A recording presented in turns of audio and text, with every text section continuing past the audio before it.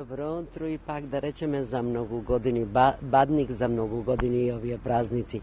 Јануари е месецот на празниците, ние сме околу божитните празници, изутрината коледарчињата тропнаа на вратите, ја запеа коледарската песна, беа наградени и сето тоа е навестување на Христовото раѓање, вечере бадниковата трпеза, која од текот на денот домаќинките ја подготвуваат. Но колку се задржале обичаите, традициите и колку се видоизменуваат и каде, зошто има различности. Наш соговорник утрово на Бадник е секако Александар Цветковски, етнолог. Александар, за многу години празниците, да речеме. За многу години. Забележавме и ги представивме и прилепчанки и прилепчанчињата ни ги представија овие празнувања. Забележливо е дека во различни краишта се различни, се има некои обичаи, некои се видоизменети, например коледарската песна поинакво во Прилепско, во Скопско, на Бадник секако секаде е посна трпеза, меѓутоа на Бадник некаде се бара паричката, еве во Прилепско на Василица Стара Нова година. Кој е суштината, верувам, останала иста? Какви се обичаите и зошто се различни во нијанси низ Македонија? Обичаите се жилави.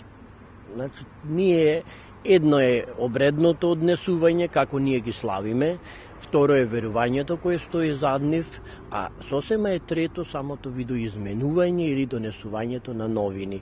Ние мислиме дека има новини, но функциите се битни на обичаите, тие остануваат со векови исти и затоа ние ќе кажеме Божик и Божич, пред тоа било Сварок и Сварожич, но основата или функцијата е реинкарнацијата. Умира старата година, доаѓа новата година и ние достојно треба да ја одбележиме. Зошто? Затоа што прво луѓето се плашливи, грешни се. Гревовите од едната година не сакаат да ги пренесат во другата, па мора ритуално тоа сето да се обработи, така да кажам. Втора работа е автопурификацијата, чистењето.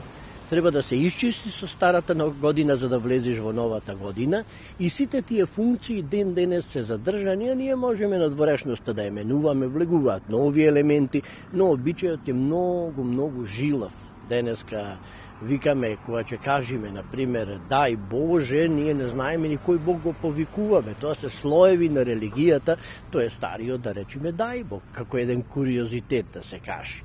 Би рекле суштината е да се посака убава година, берикетна и поврзани се тие обичаи, но зошто имаме различности некаде? Па стариот... Сакале да додадат нешто свое луѓето? Не баш.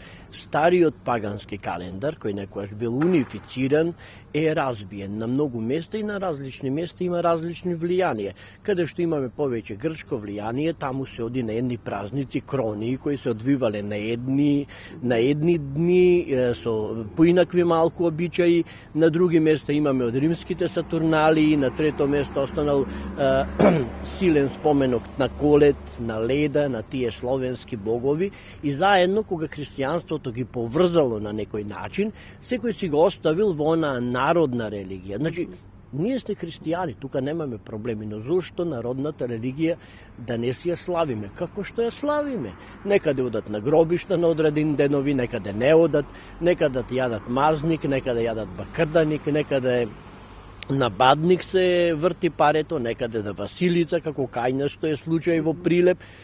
Основата е иста. Тоа се тие денови кога некрстени наречени, кога небото е отворено, посебно на 19 јануари, кога е богојавление, небото е отворено и остварува желби. А знаете, надежта и желбите се основа на иднината на луѓето, без план, без проект личен, кој е секојаш поврзан со некое надприродно суштество да ни помогне да ги оствариме, ние сме едноставно изгубени и дезориентирани.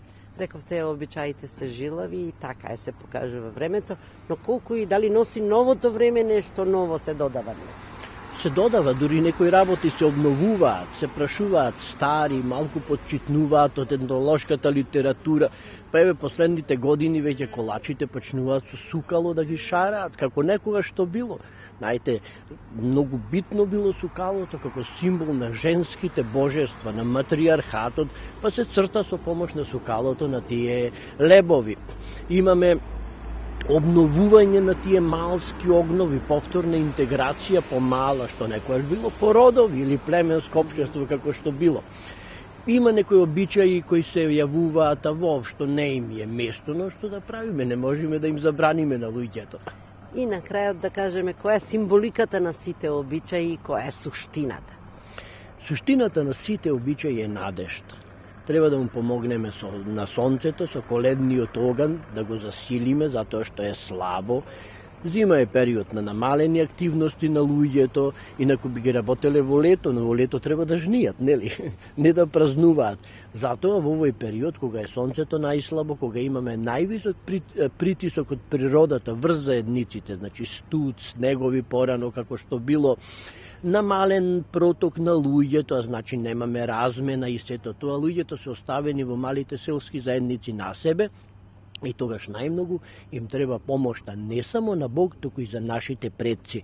Нашите предци се предпоставува дека доаѓаат во овие некрстени денови и заедно се со нас, и затоа ние на Василица ги тепаме и кучињата, затоа што предците влегуваат во кучињата, ги тепаме на Василица да си одат на онај свет, бидејќи тие дошле тогаш да ни помогнат во преживувањето.